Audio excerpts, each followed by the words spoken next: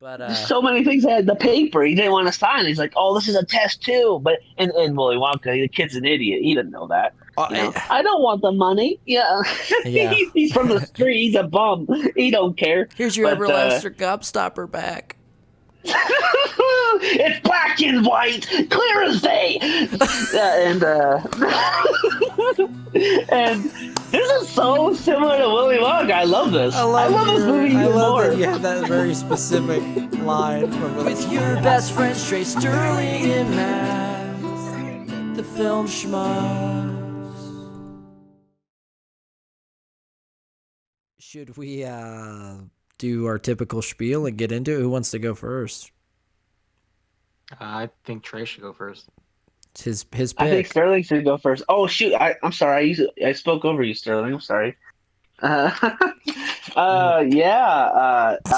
Rogue Player 1 was such a great. Okay, classic. are we gonna get this title right the whole entire episode?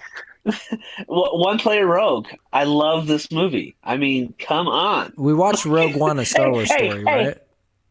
Yes, that that's was what we this watched. week's pick, right? And Sterling, shut up. This is my review time. All right. Okay. You're stealing my review. Anyway, sorry. So Sterling or Trey, hit me with your best shot. Fire away. Fire! I wanted to sing right now.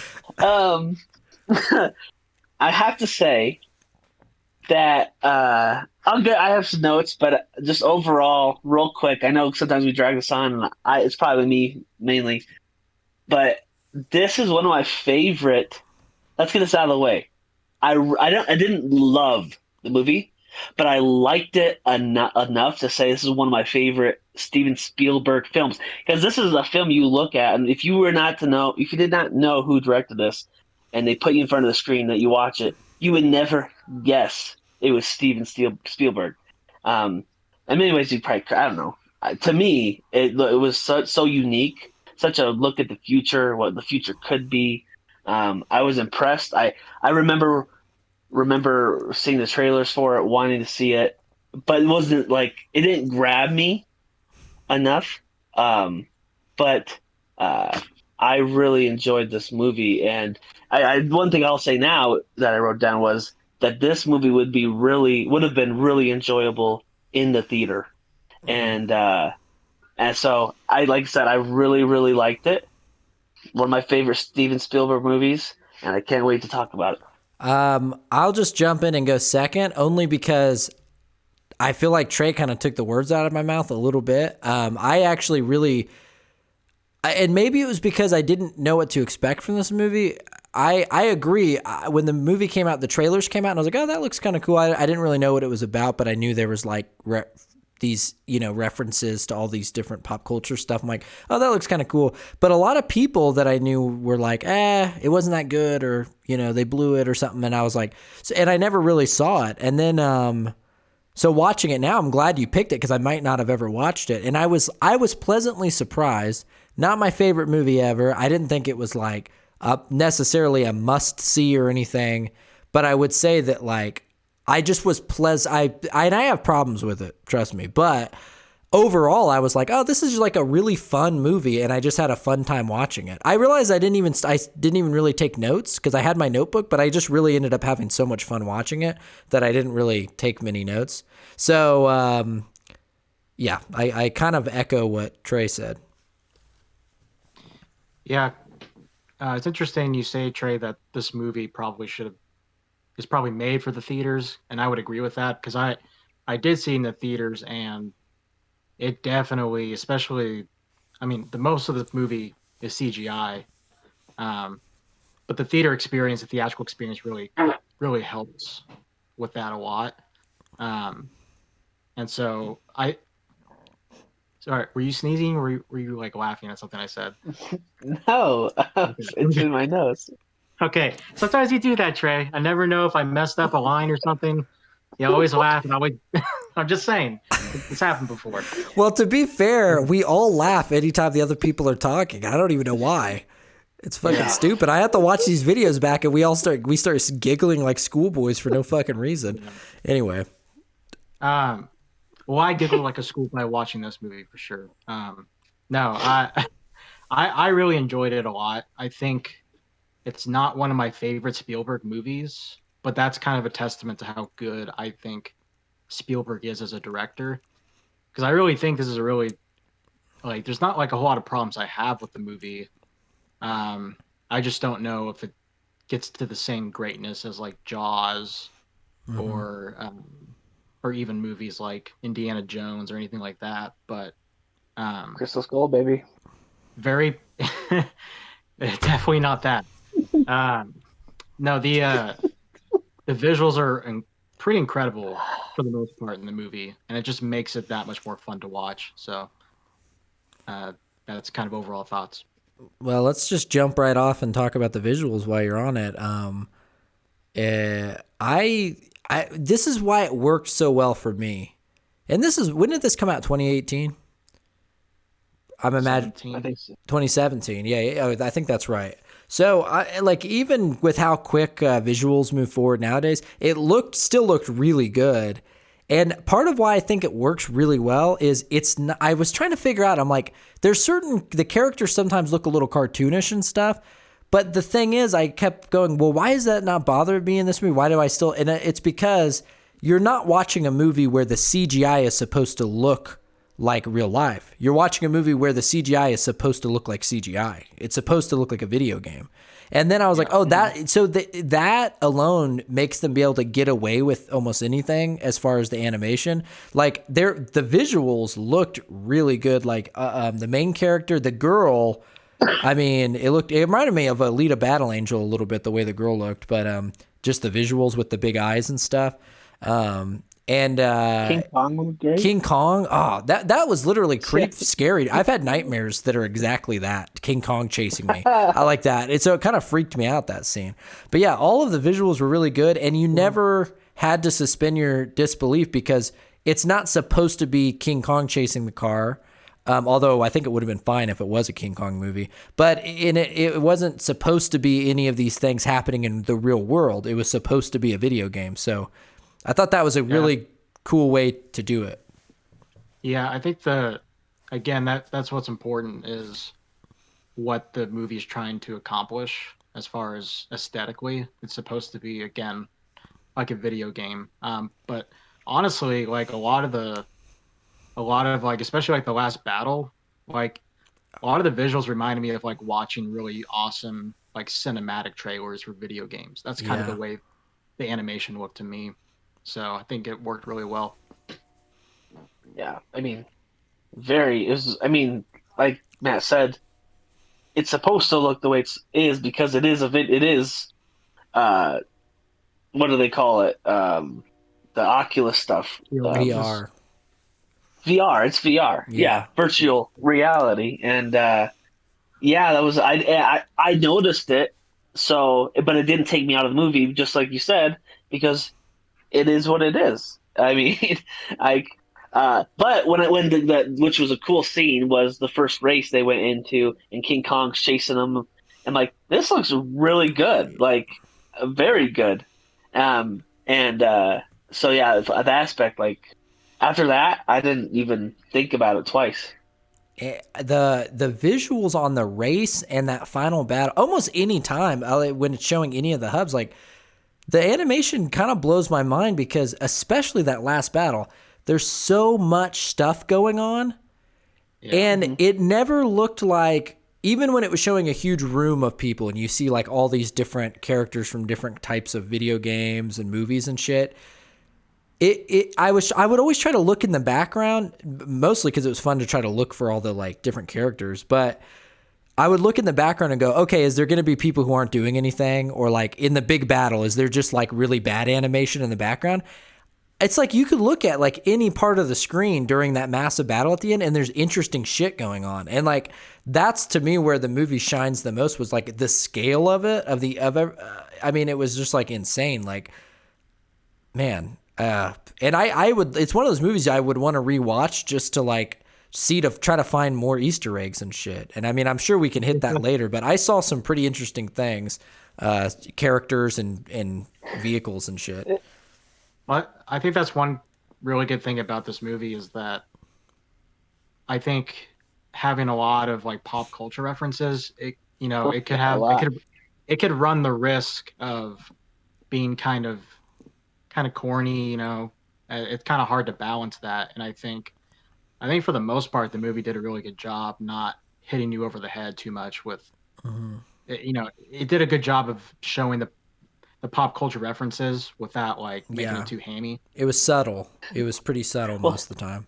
Yeah. I mean, speaking of hitting you over the head, that when you guys were just talking, I was thinking of another movie two movies that I really enjoy. The first one I really, really is one of my favorite animated movies called Wreck-It Ralph, which they Yeah. have a lot of pop culture references Yeah, in. I thought of And that similarity. Yeah. yeah, they're doing a big battle in it. They show battles in there, and yeah, I mean, it was like because it was all virtual reality, CGI. It was like real life. It was like Lion King was what they say it was live action. This was the live action version of Wreck It Ralph. Kind of, if Yeah. you think about it. So Yeah. that's great. Good. Thanks for it popped in my brain like this is really similar.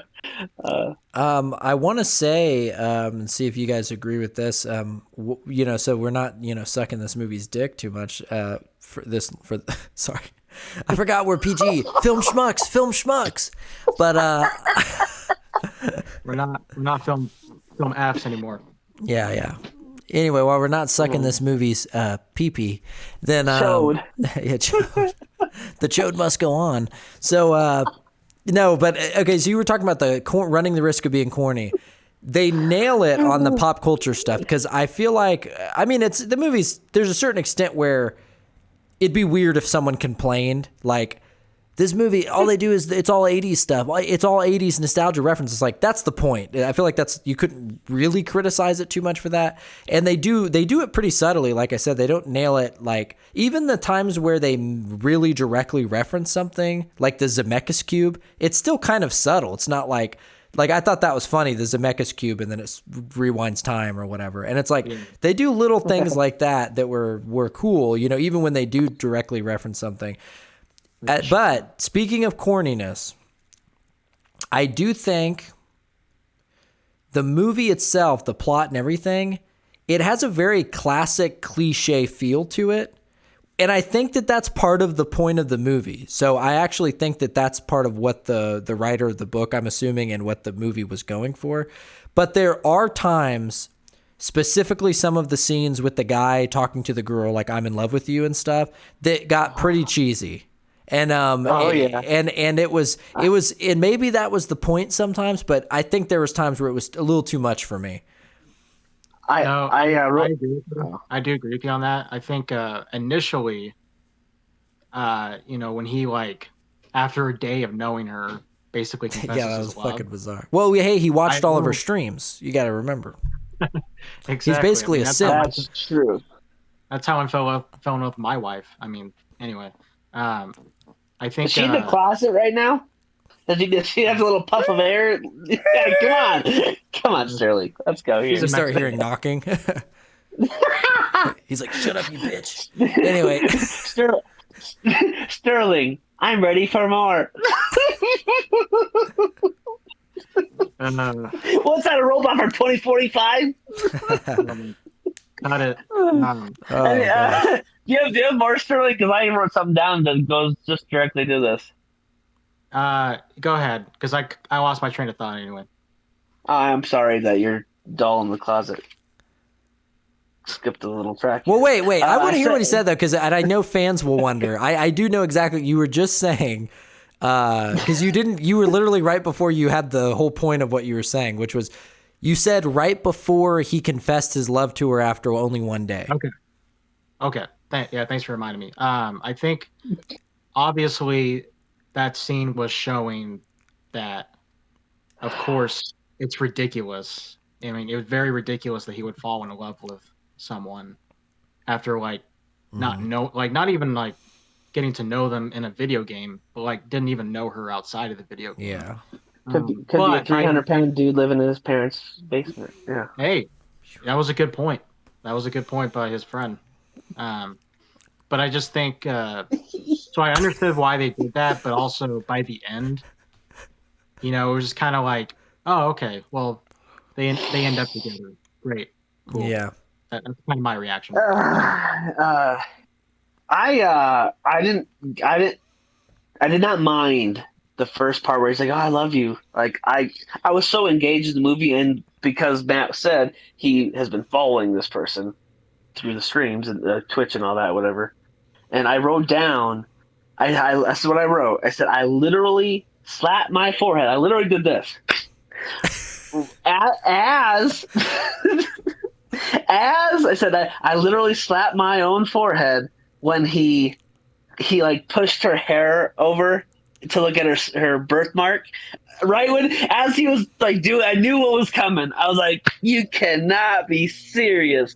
That's where I was like, the cheese has gone over the edge. Yeah. No, I agree. Me and Christy both literally probably turned and looked at each other like, because the thing we were saying, and Christy made the point is, the idea is like, she's like, you wouldn't even like me in real life. And then it shows her in real life. She's like, I'm hideous. And it's like, and Christy was like, she's really cute. She has like a birthmark that's not even that bad or noticeable. Like it's noticeable, but it doesn't make her really look anymore. Like, it's like, she's pretty cute. Like, it was just weird. It's like, he's like, I love you for who you are. It's like, yeah, she's like, it's not like she's hideous. I don't know, I thought that was a weird reaction. She said, it's like, hey, I'm not disappointed. And she's like, whatever. She walked away. I know, but that exact scene, that whole scene there wasn't exact. Like, this is too cheesy. This is This is a fondue, more like a fondant. It's too much cheese, and cut it. Yeah. Cut that one out. But I thought there were some moments like that were mostly their relationship that was cheesy. I kind of fell a little bit hook, line, and sinker for a lot of the. There was some, there was like some cliche cheesiness to them meeting the gang in real life and stuff. I like the 11-year-old boy and all that. And maybe you could say like, of course they're doing this sort of thing with the team, and I'm like, I'm a sucker for that stuff. I like a team coming together. I like how they ended up kind of being a clan, even though they're all like, we don't do clans, But yeah. Well, the whole them coming together as a group and like the chase scenes from the adults definitely gave me like Spielberg vibes. Like, like if I didn't know Spielberg directed this, just watching those scenes like gave me like E.T. vibes for sure. I felt that too. The movie had it actually. The whole movie to me, it just, I don't know why, it's hard to pinpoint it. It gave me a vibe of like, I just remember going and seeing like these types of like fun family adventure type movies when I was a kid in theaters, and it literally just brought me back to feeling like a 13-year-old again watching this type of movie. Like, and I was, all I kept thinking the whole time was, I was like, I would have loved this movie if it came out when I was like 13, 14. And I really liked it a lot now, but I'm like, man, this movie was made for like 14-year-old Matt. And everything about it, the video game, making a mainstream movie like that, like, nowadays it's more commonplace video game stuff, but, I love the idea. And even then it was still getting me like kind of hyped up on like, it got me hyped up about the idea of virtual reality and stuff. I was like, man, I wonder if we'll get to a point where it's kind of like this, and we're not that far off. So, then that Spielberg vibe, kind of like fun adventure movie. Like, I feel like it's really rare that you see one of those now that's like still actually a good movie or innovative and interesting. And going back to you were saying something about like people being disappointed in the movie when it first came out because it was based on the book. And anytime there's a book involved, the people that actually read in this world, they get their fucking panties in a they get their panties in a bunch. Amen, it's like, oh, you did it wrong. You spelled his name wrong. His name's not Wade, it's Wadey. It's like, shut up and watch the fucking movie. The movie, all right? This is a movie, and I want to clarify what I was saying earlier. If you guys want to interject, you can from whatever I was just saying. Clarify. Uh, I was saying that it's one of my favorite because it was to you, Matt, a surprise. You were surprised how much you liked it. Yeah. I was very much surprised. Those are the kind of movies I like. Is when I come out of it very surprised and impressed because you have these expectations, but I haven't seen the trailer for a while. I just jumped in without knowing much. Very impressed, very surprised. And what I meant by when I was saying it was my favorite Spielberg movies, and I'll put these two together to make it real quick.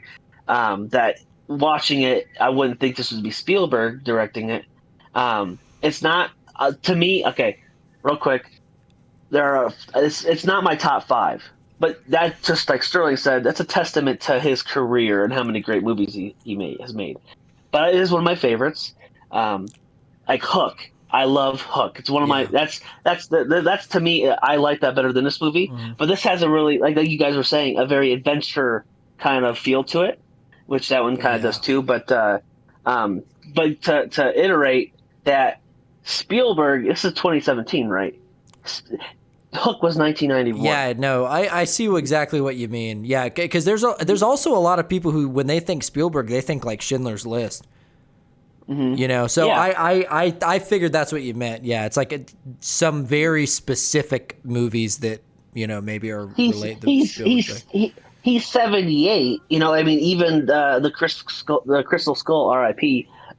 Indiana Jones movie came out in Papa Bless came out in 08. So that's all about 10 years earlier. So he's like in his late 70s when he did this. That's why, I mean, if you're thinking about the time it was made, you're like, okay, this was someone that was inspired by Spielberg, or maybe he, you like heard about him being involved. Okay, he was like, like with Martin Scorsese with Joker, like, oh, he was involved a little bit, but him actually directing this, I really it made me appreciate this movie even more, that someone at his caliber could actually jump into something that wasn't his IP and put his little twist on it, but make it very enjoyable for the masses.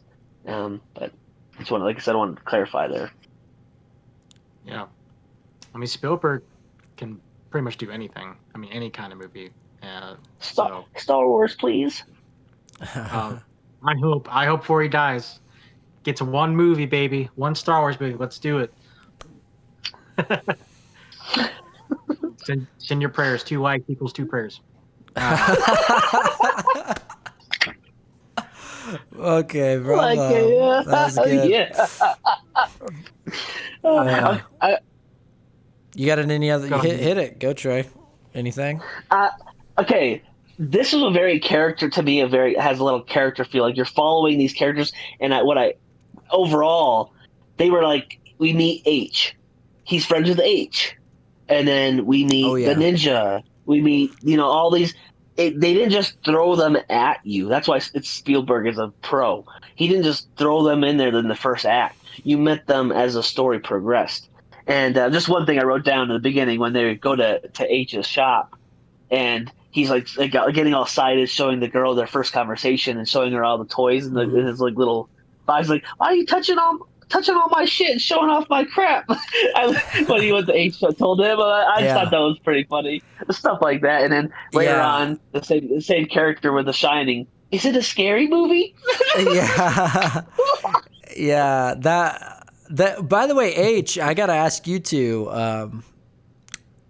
I hate being this guy, but when we were watching it with Christy, I was like, I hadn't seen the movie, I didn't know anything about it, but because of the fact that there was that voice changer or whatever on H, I just was like, what are the chances that it's not a girl in real life? Because I was like, they got to be doing some gimmick where it's this big buff manly guy. Oh. And then I didn't know exactly what would happen romantically, but as far as just the character, I was like, okay, it's a really buff, like tough guy, and I'm like, but there's the voice changer thing almost gave it away to me. I'm like, okay, it's like, that was one thing that was too cliche to me. I'm like, it's gonna be like a female when they see it in real life. I didn't even notice the voice changer. I thought it was. I got too fixated on it. It was sexy. I mean, it was sexy ass voice. So Sorry.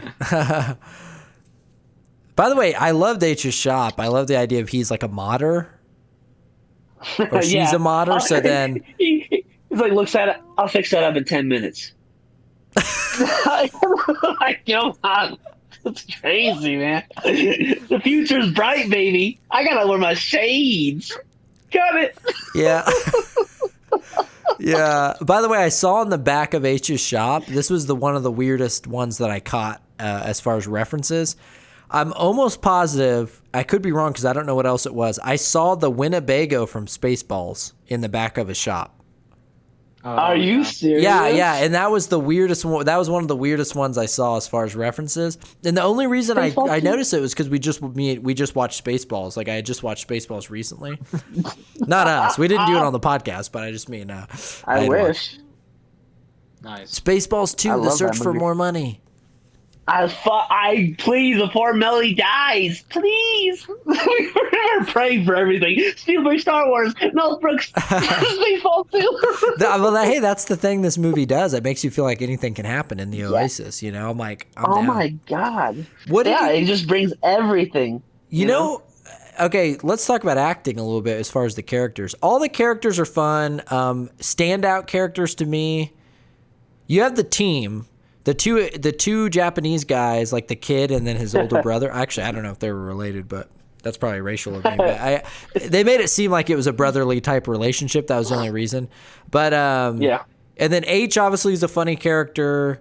The girl, you know, there's those three are kind of the main ones. I did not expect to just have T.J. Miller as that like nerd guy.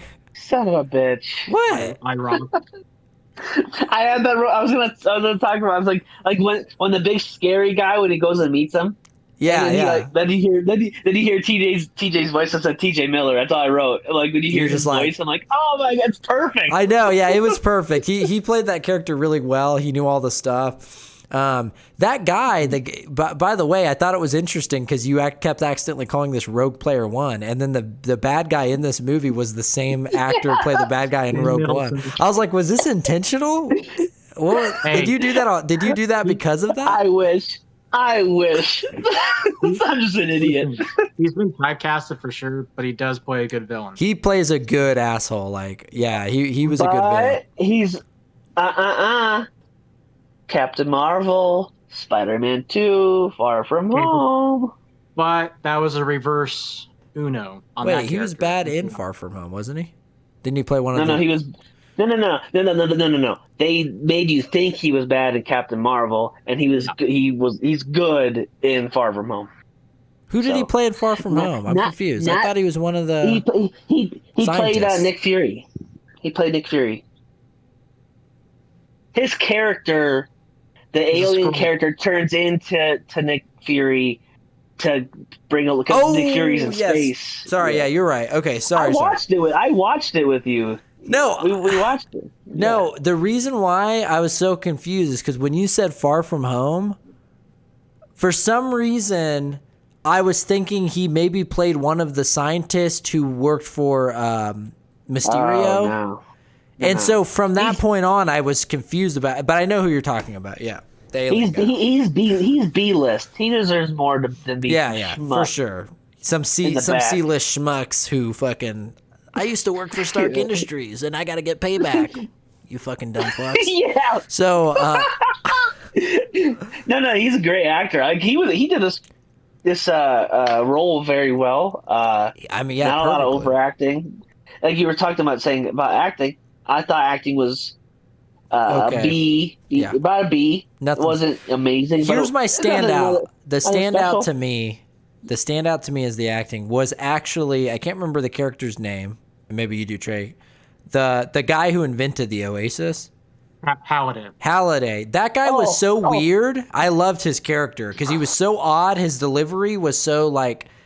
He was so interesting as a character, and I really loved that actor just because of the way he played him. He was a goofy character, but Sterling just had to go Paladin.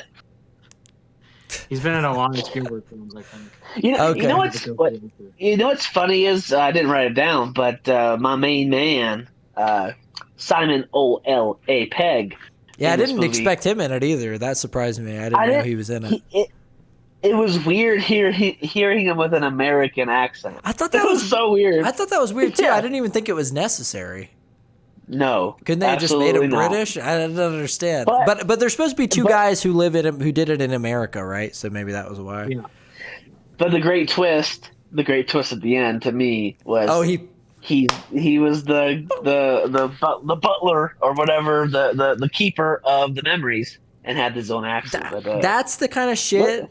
That's the kind of like that shit that twist. gave me That a was little great. swell up in my chest, where I'm like, you could say this is some kind of thematically cliche thing, but I loved it that it ended up being a one-up that he flipped him and stuff. Like, I love that kind of shit, and I hate to say it, however cliche and stuff those types of things are in movies. I was like at the end just kind of like, yeah, like that's so cool. Like he was him the whole time, you know. All that stuff was getting me. I was like, I was so into it. I love that. And you want to go, Sterling? You got something? Well, I was just gonna talk a little bit more Halliday because I got to talk me- Halliday. well, no, I think I don't think this movie is like super deep or like super impactful, but I will say kind of the more touching parts of the movie did come through the character of Halliday, especially at the end. Yeah. That was pretty touching, I have to say. It was pretty heartwarming. Touching, but I thought it was touching. you want to explain? I touched myself. I think it was explain why it was touching. I don't think it was touching. So explain to me why it was touching you. I thought it was a very good moment in the movie, and when you like realize it. What? Sorry, Matt's reaction to your opinion. Keep going. It's to me. Oh, I'm surprised. No, I didn't think it was that touching. Here's two things.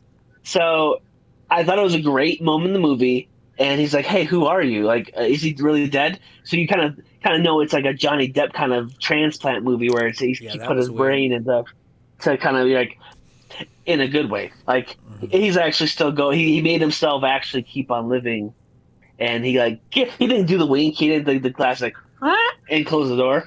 But he's like, "See you later, kid." And he let his younger self go. And to me at that moment, I was thinking, wouldn't that be suck that kid doesn't know he's fake? He's just miserable, just sitting in there playing his games. Like every time he looked over, he looked miserable. He looked so miserable. Wow. That's torture for that kid. Because he's I like think the this kid old... is simulated, right? Yeah, the kid it's Halliday. It's just one of his memories. Yes, it's him as a kid. Yeah. but I just took it so I was like, he looks so miserable, and the simulation doesn't know it. Fucking playing Atari forever. It's AI. It's like, oh, I've been playing this for 47 years. Get me out of here. Well, it is kind of a sad situation, like because Halliday ultimately he was alone. Like he didn't have really like human connection. And so I'm an I think idiot. Oh my god. I did What? like what? Willy Wonka. This was a futuristic Willy Wonka. No? I can kind of. But No, the I see whole what you're world saying. played.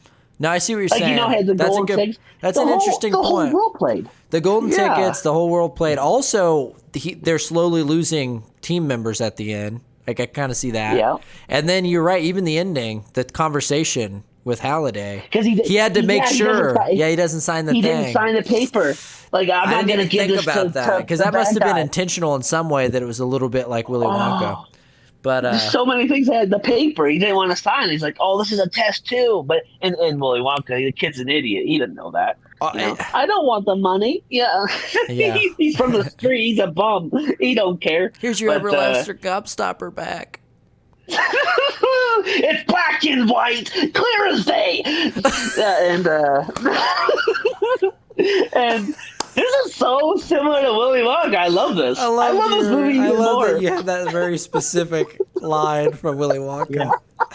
They're in print. You signed it. I'd love to learn that. I'd love to learn that whole speech just in case someone pisses me off. I just for some reason go into that rant. Black and white, clear as day. You signed it, and you stole fizzy lifting drinks. People are like, "What the fuck are you talking about?" Stop it! Oh my god, we stumbled upon the most so direct comparison of a movie to this. Like, man, this is so. I mean, Sterling's either falling asleep or crying. I don't know which. Go get your pillow out. I mean, man. I mean, wow. I love this movie even more now. I love this movie. I'm not. I don't like it. I love it. I'm starting to love it again too. But Sterling, I think is interesting. You were saying the touching. I did think that anything with Hal, a lot of because of the acting. I did think it was touching. And here's what I think Sterling means, and Sterling jump in. But this is what I would say when I would think touching. It's like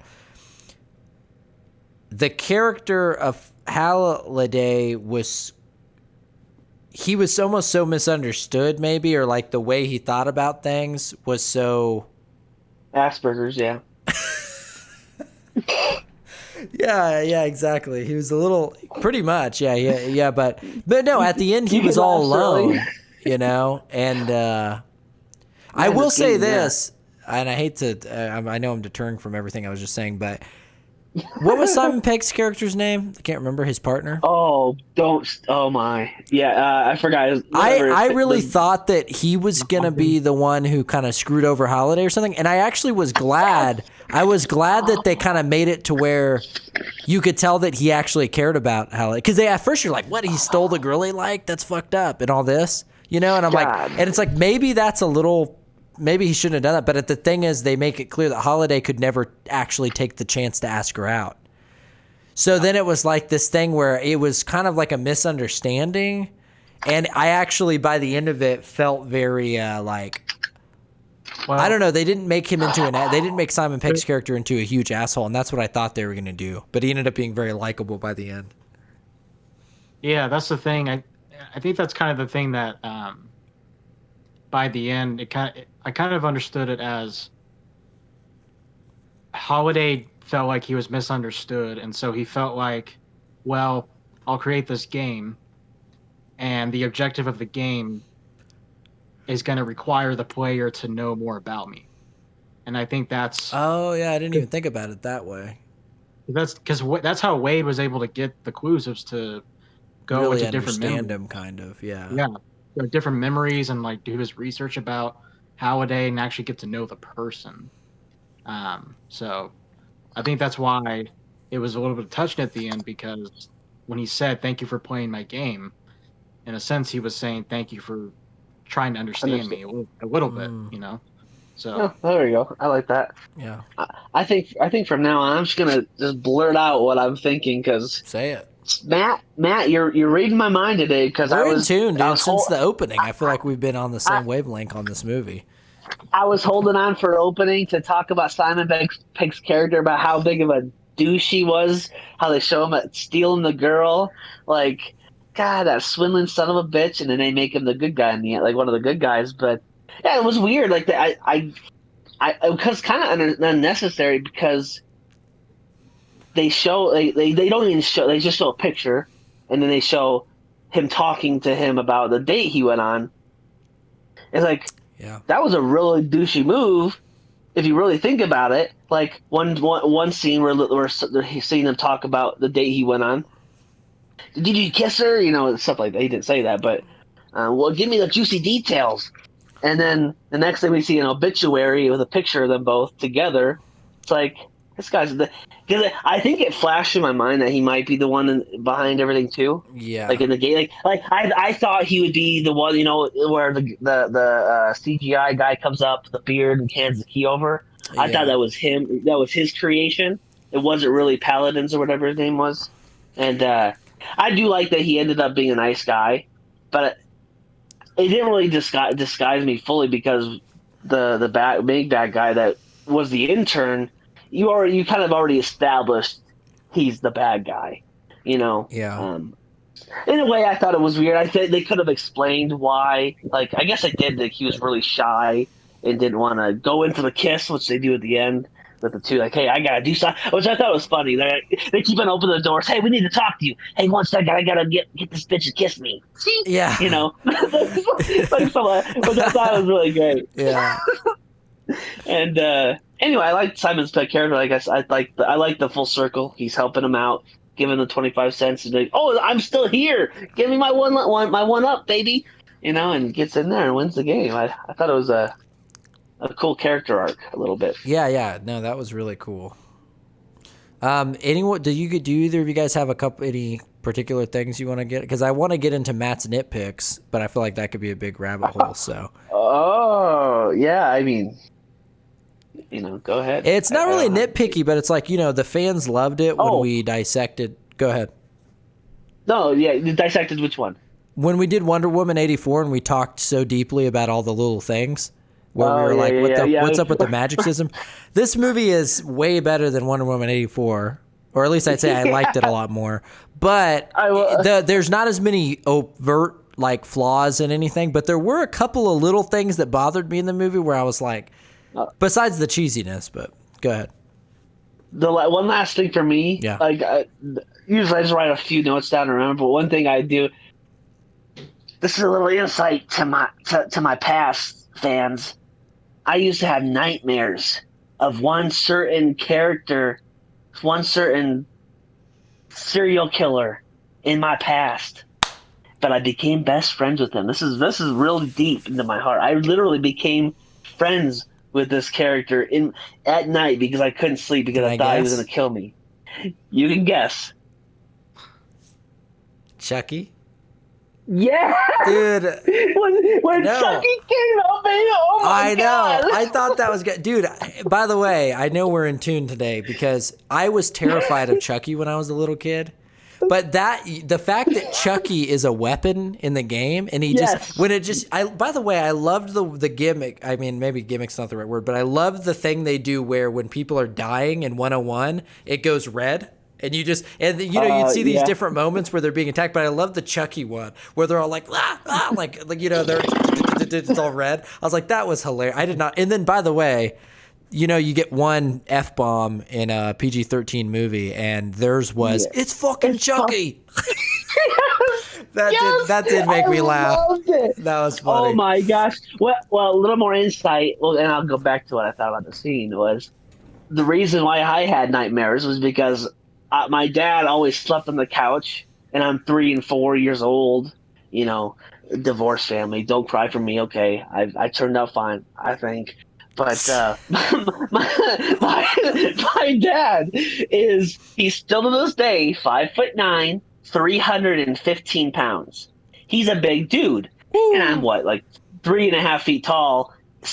20 pounds soaking wet, whatever, 40 pounds, 3 or 4 year old, and his fucking fat ass. His head's on the other side of the couch, and I'm laying on the other side of the couch, and his big fucking tree trunk legs trap me on the couch, so I can't turn the channel. All right, so several movies, mainly Chucky, in the middle of the night watching Chucky, and Tremors. But I got over Tremors because Tremors, asshole, you want to slice them up, kill them. But Tremors used to freak me out. But Chucky was the one when I was like 3 or 4. I would get trapped and watching Chucky. Damn. I'm your friend, Freak!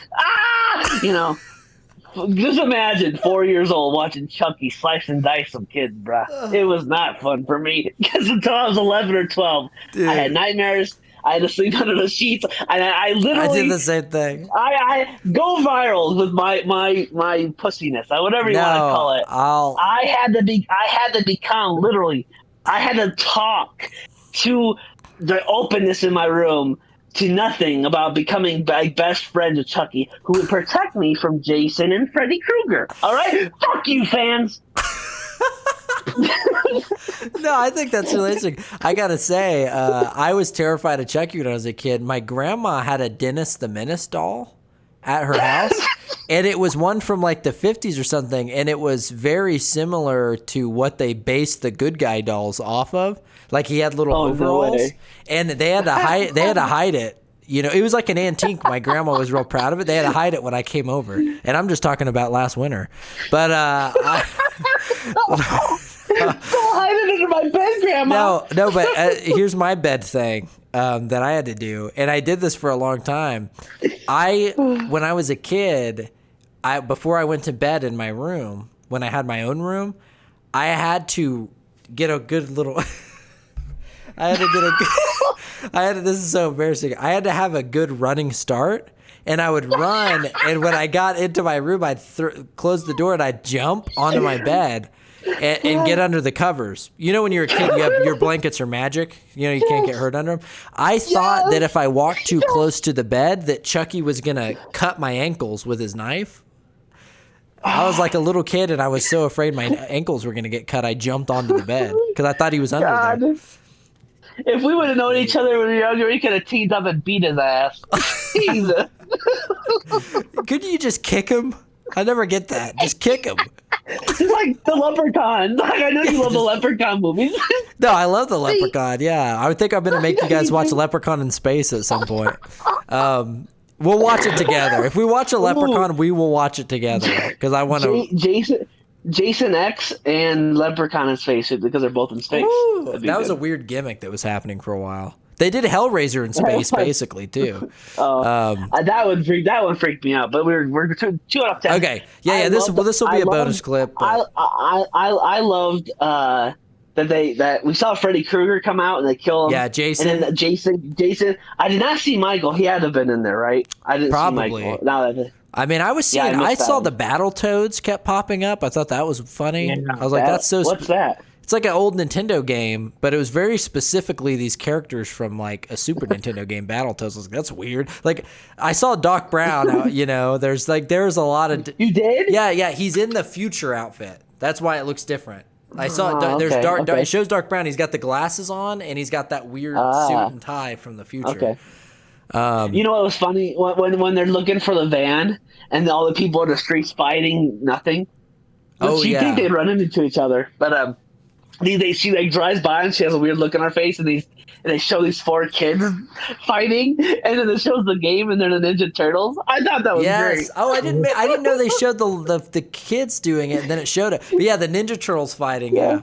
I gotta say, like the Iron Giant fighting Mecha Godzilla, and then Gundam showing up, and it does the Gundam pose. I mean, I was like nerding out. Like all this stuff was so cool. Like those battles were like, even if the rest of the movie was shit, it was almost worth it for some of those really fucking cool fight scenes.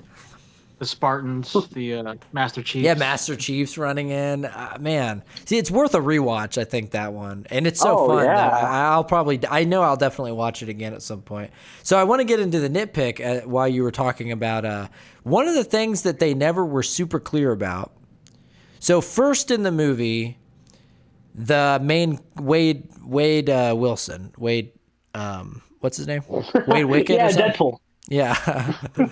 What is it? Wade Boggs. I'll just find whatever. Wade. It was I'm just saying his name was specifically a 2 W's or whatever. But anyway, Wade Wicked or whatever his name was. He at the beginning. Can I get through a fucking sentence here? So, no, but he has the little treadmill thing, right? Yeah. And then the idea is you could also get the exosuit that like does damage. And if you have the suit and you have the treadmill and you have the stuff, you're like totally in basically the game. But there was a lot of times in this movie where they weren't clear about how the movement worked. Like for instance, the bad guy had that like weird chair that he sat in. And I was a little confused. I was like, how did he move exactly? It was kind of weird. Like there were several times in the movie where they really weren't. It made sense when the 101 guys were doing it because they had the treadmills and everything. But there was several times where they didn't quite explain when they were in the bus, the wires. I assuming that was so that the movement felt good, but it still didn't explain. It was like, were they running in place? How do they move? Like there was just certain times where it like I said, it's a nitpick. There's not a lot hinging on it, but there was times where they weren't. The fact that they set up the treadmill to explain that at the beginning, but then they kind of ignored it the rest of the movie, I just thought that was weird. Yeah, with him specific, I thought that with the with the van, it was because of driving, but he kept on falling over. But I thought that the cords were supposed to help him be in place because they're driving. Yeah. So that was kind of, it defeated the purpose. And yeah, the chair. I immediately noticed the chair. I was like, how is he playing the game if he's just laying there like a fucking dunce? Yeah. And then speaking of the 101, when they're in the, whatever they called it, the war room or whatever, they're on treadmills and stuff. But the slaves, so remember the girl has to go work. That was weird. Yeah, that's another thing. I'll get right into that next. But the slaves, when she's in that little thing and she has to be, she's like, go set up those mines or whatever.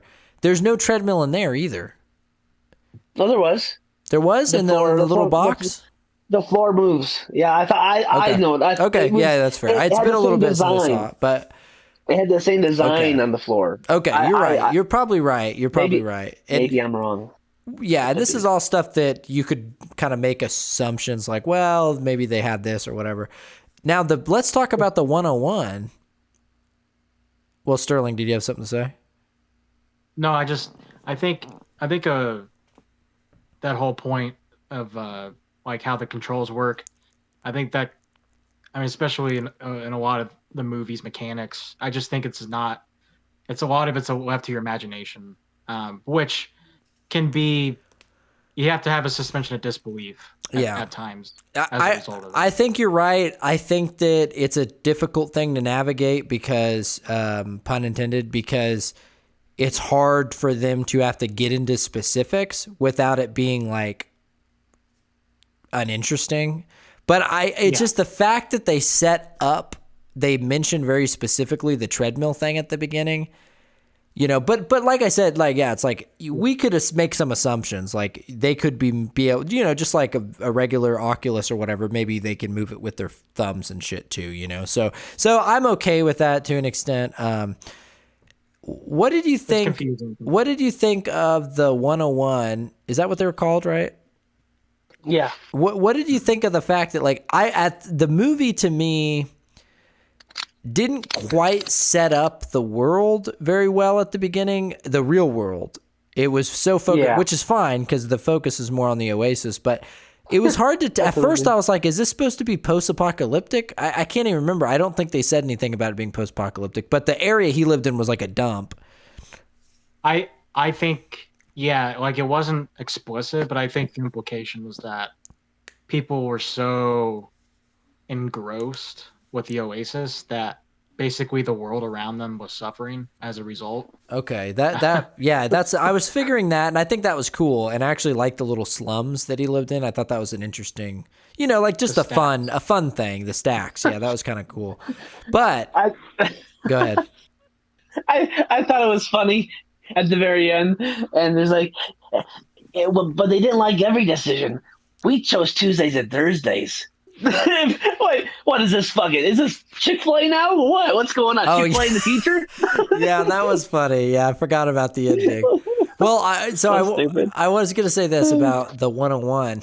At first, they kind of make it seem like, I don't know why, but at the beginning, I kind of couldn't tell. Like, I didn't even know there was an actual police force until the end of the movie.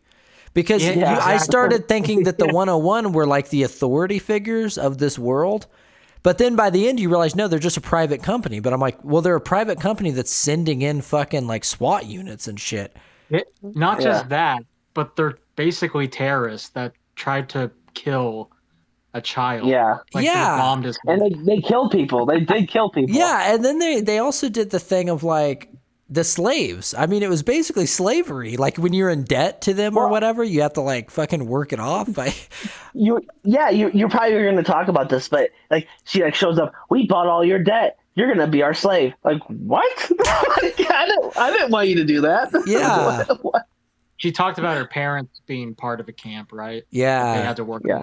He had to work until he died. I watched my father die playing VR or whatever. It was like. I mean, yeah, it's not too far off. Kind of like back in the 19th century, corporations literally own towns in the United States, right. So it's not completely far off. No, I think that's actually the debt part of it was like fine to an Yeah, extent. it's fine. The only thing Yeah. that got me was at the end of the movie, we see real police show up, and I was like, I was just confused at that point because I thought it was more like an authoritative state where you have like this company that also is like the government. And they're pretending to be nice, but really they're doing fucked up shit. But then it's like, okay, I guess they were just a company. Yeah, it made you think initially that there wasn't really a centralized government. 'Cause it Yes, didn't really exactly. say Yeah. So now I'm assuming that's stuff where in the book they probably go into more detail. But it didn't nothing hinged too much on that. Overall, the story plays out the same whether you thought that there was other police or there was a government or anything anyway. But Yeah, for sure. You know, another thing you probably, I'm not sure if you have more written down, but there's probably another thing you probably do.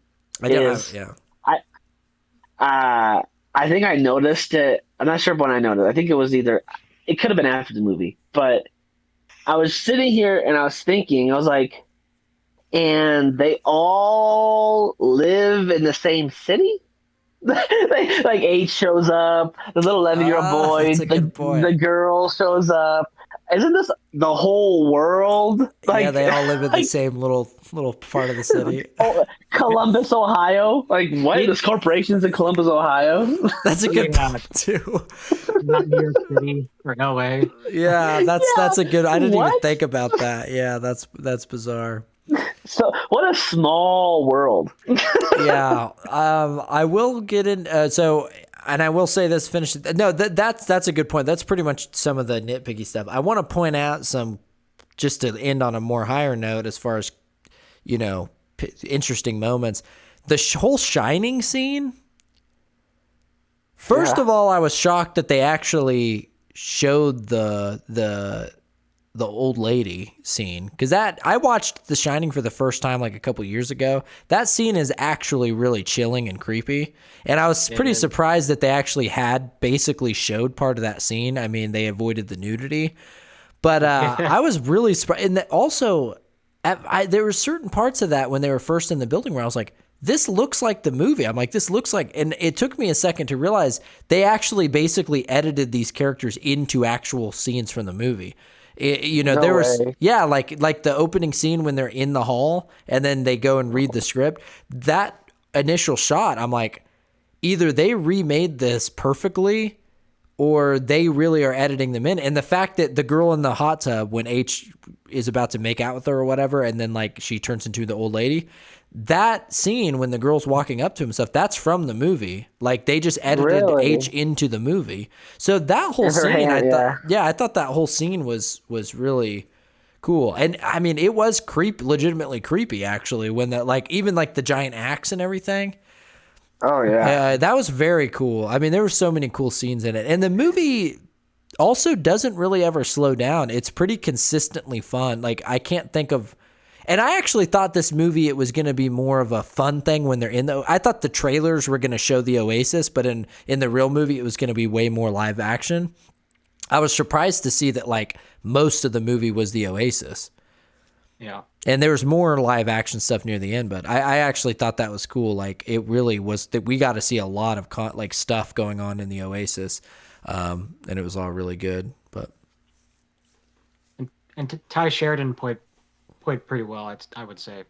I think that's his name, the guy who played Wade. Yeah, I think so. Yeah, he was perfect for that part at least. Yeah. Yeah. A solid job. Well, anyone got any final topics or anything before we close out? I realized we just hit an hour mark. I'll start off since I was last in initial thoughts. Okay. Who does overall, this guy think I really enjoyed this. Yes. Overall, just a really solid movie. Just really fun to watch. Lot of rewatchability, in my opinion. I think the movie. I think some of the negatives are kind of nitpicks. I think it's not a very deep movie, but it doesn't have to be. I think the heart and soul definitely comes to Halliday's character. And I think especially that last scene with him was pretty touching, and I think it rounded the movie really well. So yeah, I definitely would recommend this. I think I think it actually could be a pretty good family movie, especially with children anywhere from like 10 to 12. I think it'd be a really solid movie to watch as a family. So yeah, I definitely recommend it for sure. The visually amazing.